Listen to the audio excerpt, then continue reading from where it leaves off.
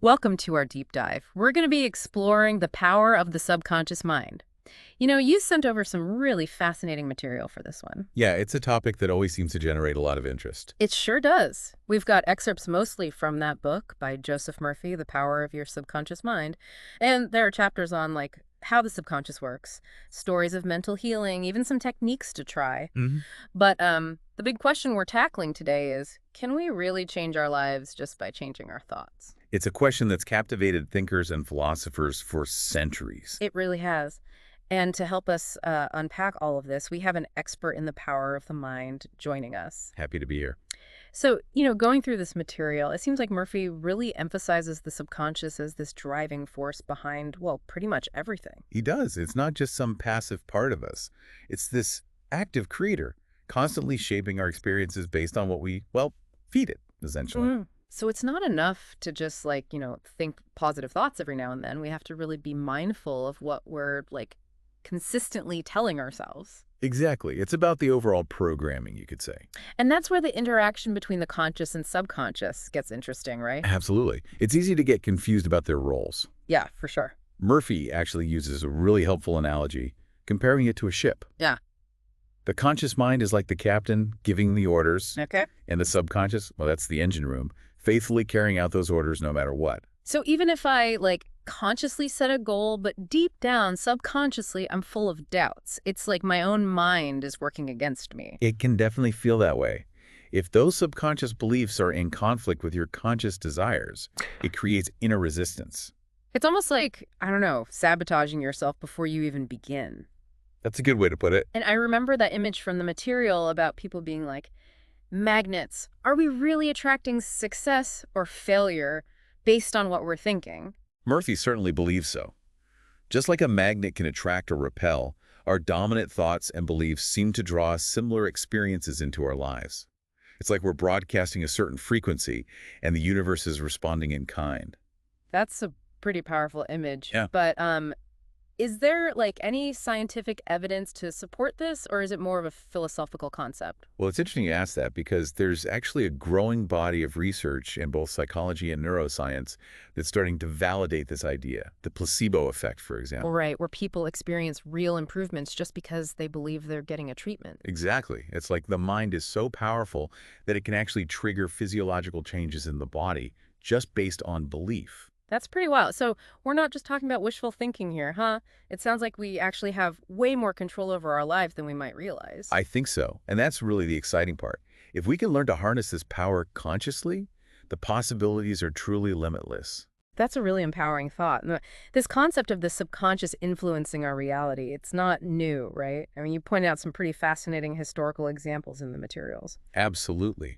It seems that across cultures and time periods, people have recognized the power of the mind to influence events. Yeah, like those ancient priests using hypnosis, or the healings at shrines like the Dabutsu in Japan. Exactly. And what's so fascinating is that regardless of the specific method or ritual, the common thread seems to be the power of belief. That's a really interesting point. It suggests that the rituals or objects themselves weren't always the primary agents of change. It was the belief they inspired, the way they tapped into the subconscious mind, that often led to those remarkable outcomes. And Yeah. there's that story about the son who healed his father with a fake piece of the true cross, right? Oh, yes, a classic example of the power of belief and expectation. I mean, it highlights that even if something isn't objectively real, if the person believes it to be true, their subconscious can still create real effects. It's a powerful demonstration of how our perceptions shape our reality. So even if we don't fully understand all the mechanisms at play, it seems like the evidence is pointing towards the idea that our beliefs can have a real, tangible impact on our lives. It's becoming harder and harder to deny the mind-body connection. I agree. It's like we're starting to unlock a whole new level of human potential. And this brings us to the really exciting part, right? If we can actually harness this power consciously, what could we achieve? That's the million-dollar question, isn't it? And that's where the practical techniques outlined in the material come into play. I'm definitely eager to dive into those. But before we do, I think it's important to acknowledge that while this power of the subconscious is fascinating, it can also be a bit intimidating. I can see why you'd say that. It's like if I'm responsible for creating my own reality, what if I'm doing it wrong? That's a valid concern. And it highlights the importance of approaching these techniques with awareness and a sense of responsibility.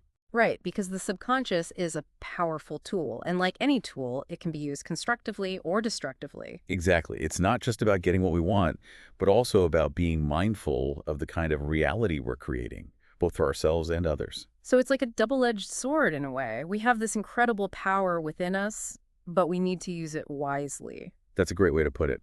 And that's something we'll be exploring further as we dive into those specific techniques. Perfect. Well, this has already given me a lot to think about. I'm really looking forward to uncovering more of the secrets of the subconscious in the next part of our deep dive. Me too. It's a journey that never ceases to amaze me. All right, let's get to the practical stuff.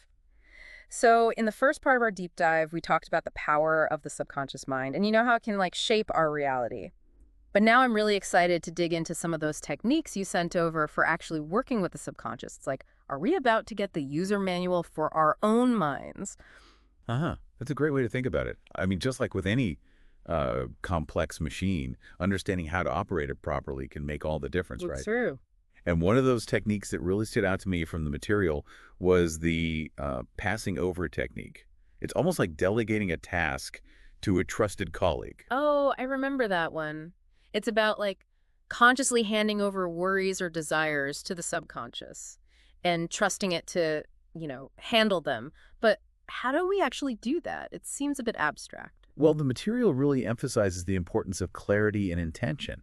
It's not enough to just vaguely wish for something. You Yeah. need to articulate your desires clearly and then release them with a sense of faith that the subconscious will take it from there. So it's not just about letting go of control, but also about providing clear direction, like giving the subconscious a blueprint to work with. Exactly. And this connects to another technique that we talked about earlier, the mental movie method. Yes, that's a great one for really tapping into the power of visualization. It's like creating this vivid image in your mind of the outcome you want, engaging all your senses, and really feeling the emotions as if it's already happening. Absolutely. And that emotional component is key. Does it matter how realistic our mental movie is? What if my desires seem, really far-fetched right now? That's a great question. And it touches on an important point about the subconscious mind. It doesn't necessarily operate on logic or reason in the same way our conscious mind does. It's much more driven by images, emotions, and feelings. So even if your desires seem, logically impossible, if you can create a compelling and emotionally resonant movie in your mind, the subconscious can start working towards manifesting it. That's so cool. It's like we're not limited by the constraints of our current reality, We can tap into the limitless possibilities of our imagination.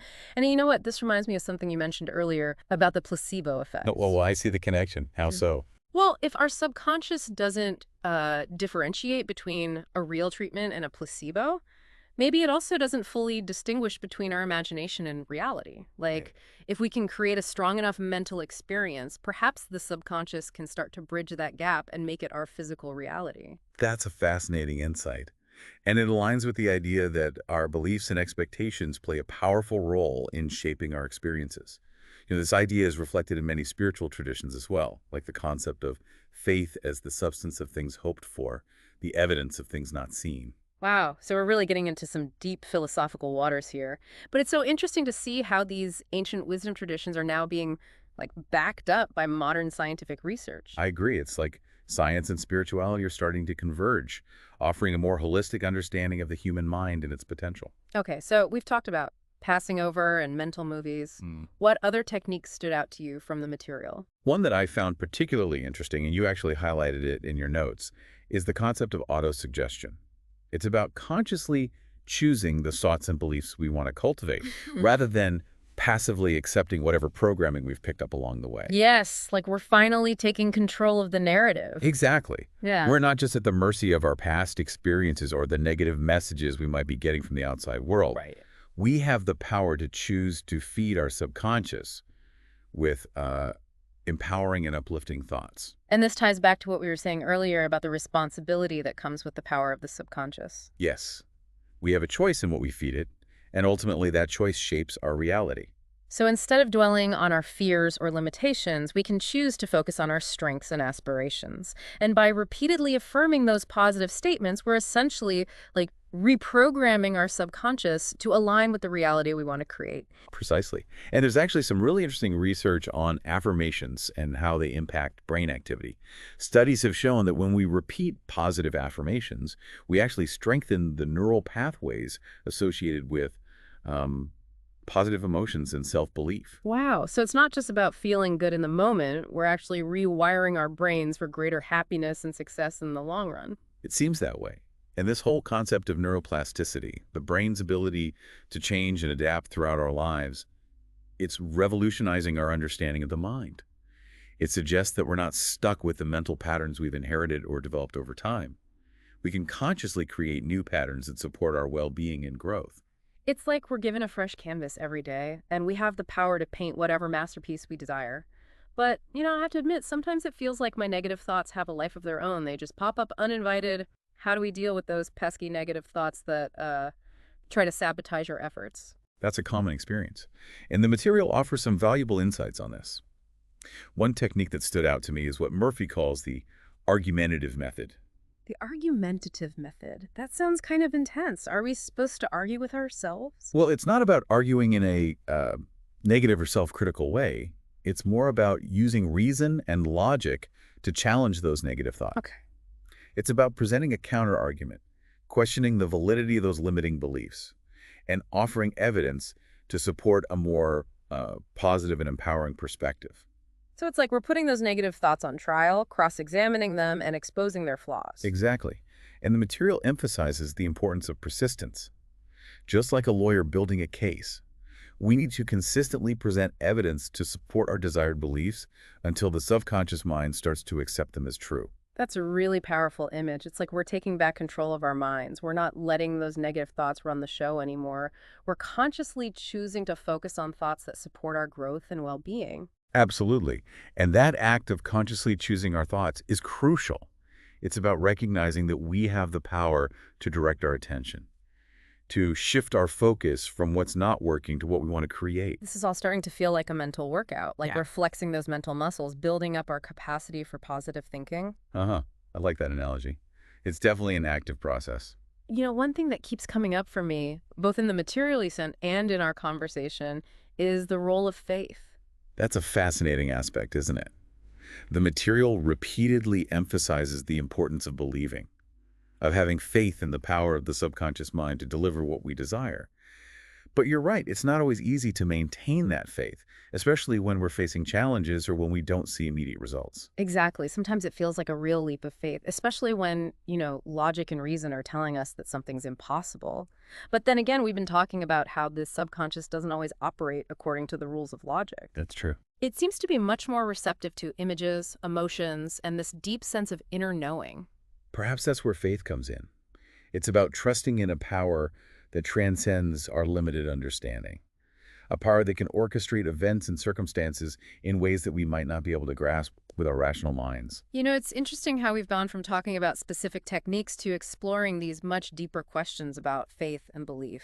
It's like peeling back the layers of an onion, revealing more and more truth along the way. It's a fascinating journey, for sure. And it highlights the interconnectedness of our minds, our beliefs, and the reality we experience. It suggests that the power to create the life we desire lies not just in mastering techniques, but also in cultivating a deep sense of faith and trust in the unseen forces that shape our lives. This conversation has really sparked my curiosity and given me a lot to ponder. It feels like we've only scratched the surface of this incredible world of the subconscious mind. We certainly have. And the beauty of it is that there's always more to discover.